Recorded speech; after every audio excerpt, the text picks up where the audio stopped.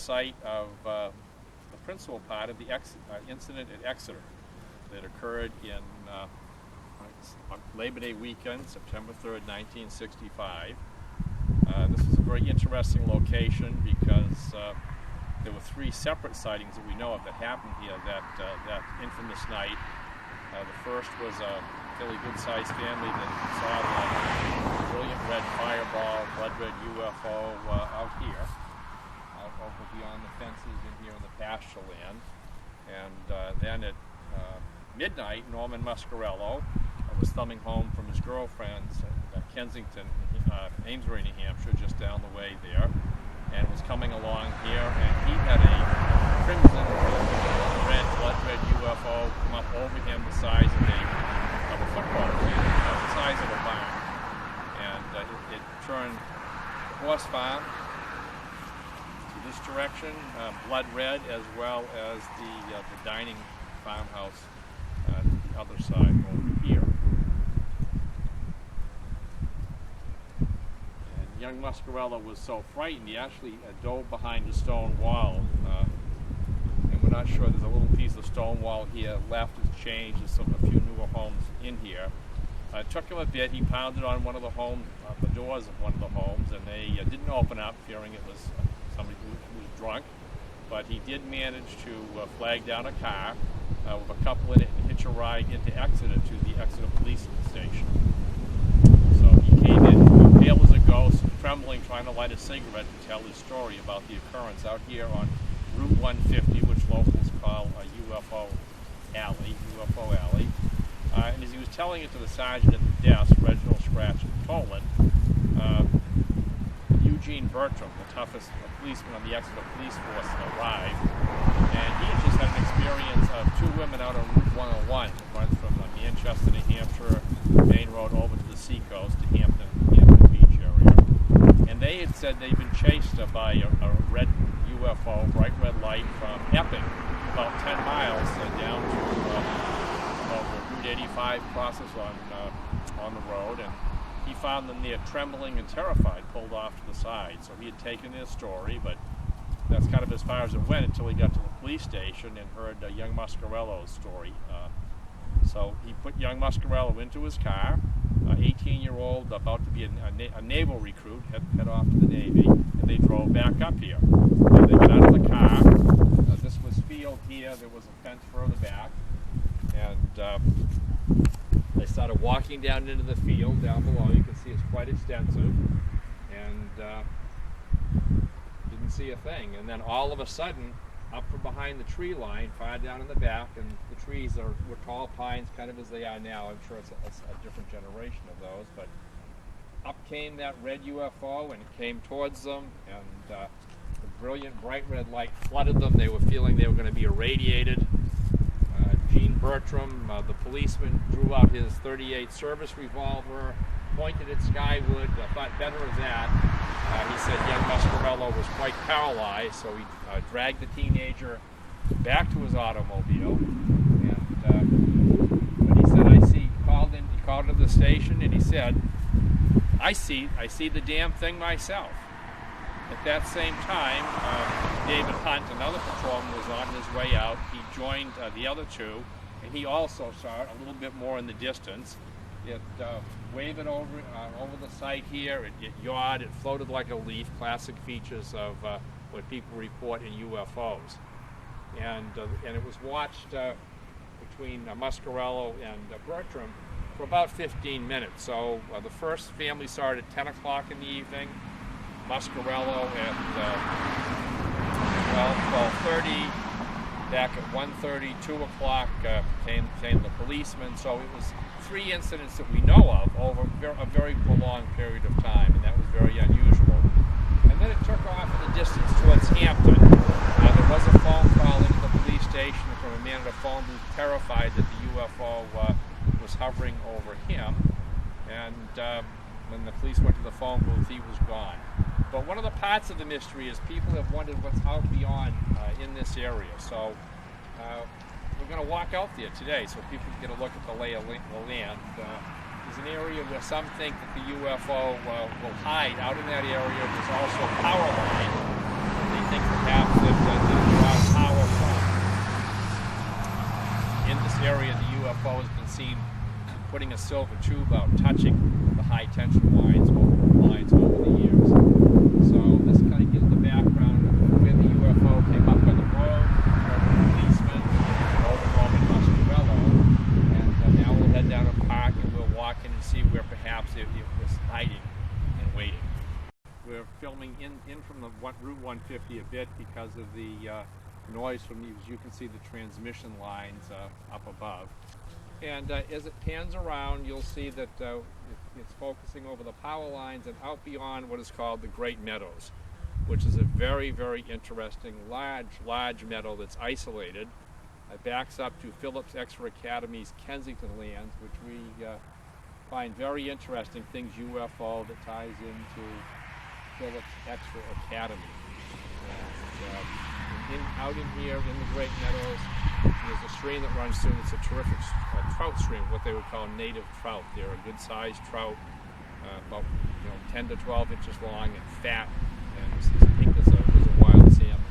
Have a population through there. That stream goes down and enters into the Exeter River, which follows along through the Phillips Exeter Academy woods, an area of a number of sightings and great curiosities, like the fact that Colonel Butch Blanchard of Roswell fame did his PG year here before entering the military academy and walked those paranormal grounds of strange highness, as they like to say, in those who study ufology.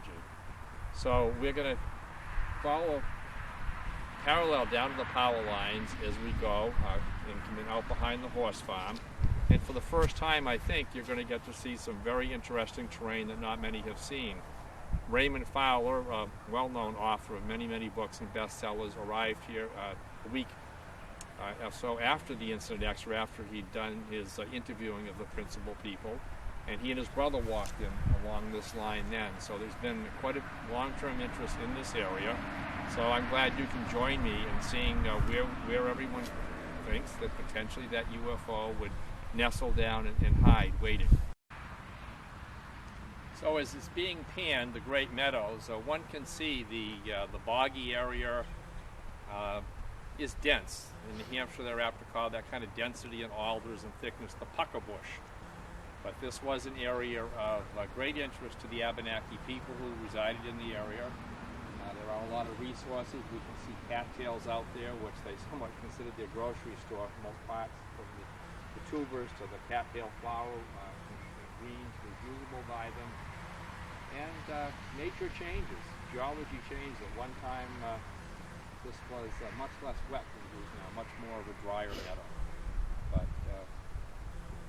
as we learn now, the weather can change pretty quickly, and we've chosen to come out in February here on a record-setting warm day. It's about 60 degrees. Up at our capital in Concord today it was 62, which set a record.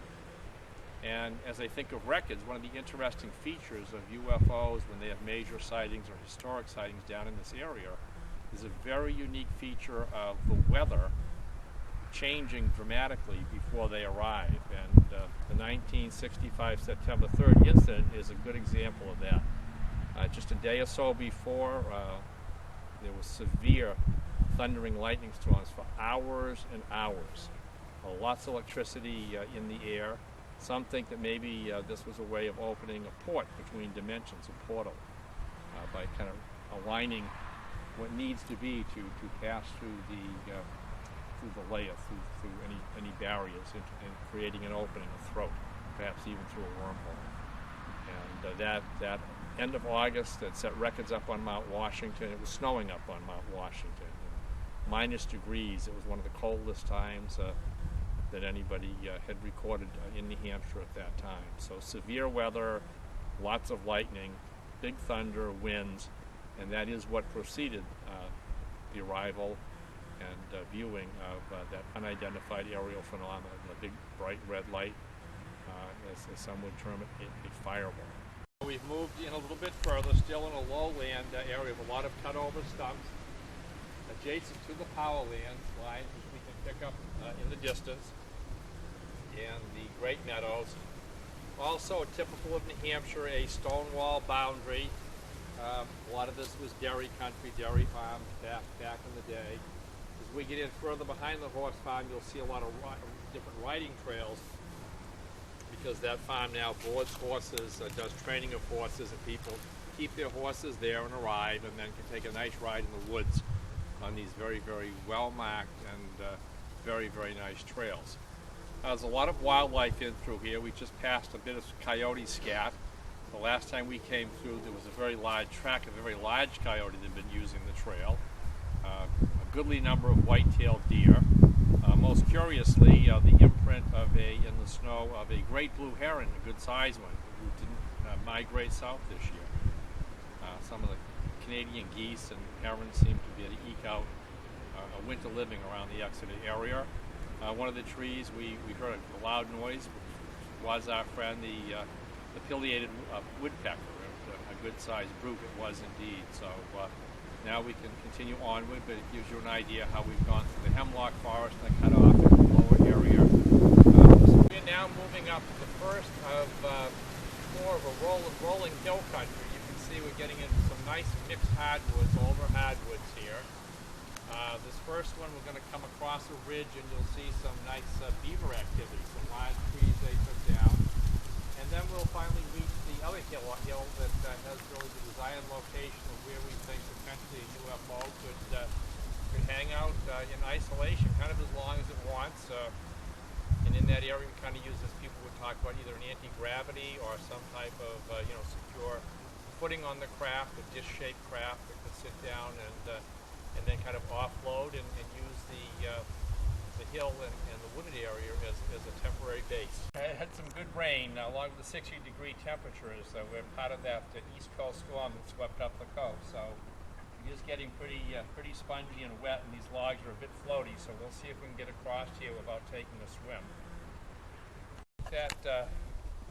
That waterway, we're at the last ridge here.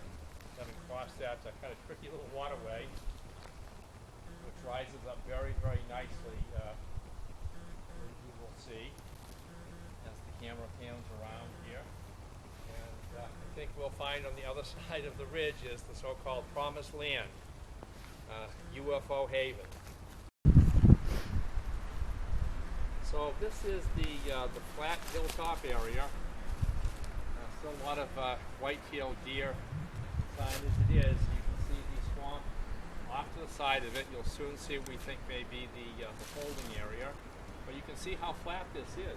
Somebody could set up, or a group could set up an encampment, camp out here, offload, be out, stretch, walk around, and it is very, very isolated. The horse farm has some riding trails somewhat behind it, but back in 1965, I would doubt you'd be disturbed if you lived out here for many months, unless perhaps a hunter wandered out through, or a trapper. We're also pretty much in behind the horse farm in here. We can see a couple of even larger oaks on the perimeter that the beaver kind of gave up on. I don't know. You probably had to grow a new set of teeth after working on that one. It's high water now. In September, the water would have been a lot lower. So if you look off kind of in the distance at the Catskills down into there, certainly would be an area for a large area for the different for a craft to hover over that with anti-gravity to be, and an area in here that's large and flat where any entities or beings could offload and kind of stretch their legs. That's where we are. We are now directly behind the farmhouse and the colonial house, way up at the western part of that field. We can see the trees and such from out behind where the UFO came up and came over. The owner now, I believe he hails from Ontario, Canada, but he has done a beautiful job of the grounds. You can see how extensive it is, the large barns, the house off to the left of which in his nice coffee table room, he's got a beautiful copy of John Fuller's The Incident of Exeter. And this is the 50th anniversary year for John Fuller's book, The Incident at Exeter, which sold 500,000 copies and made this site so famous. It's also written about in Raymond Fowler's book, the first investigator on the scene from the NICAP organization, and he wrote a book of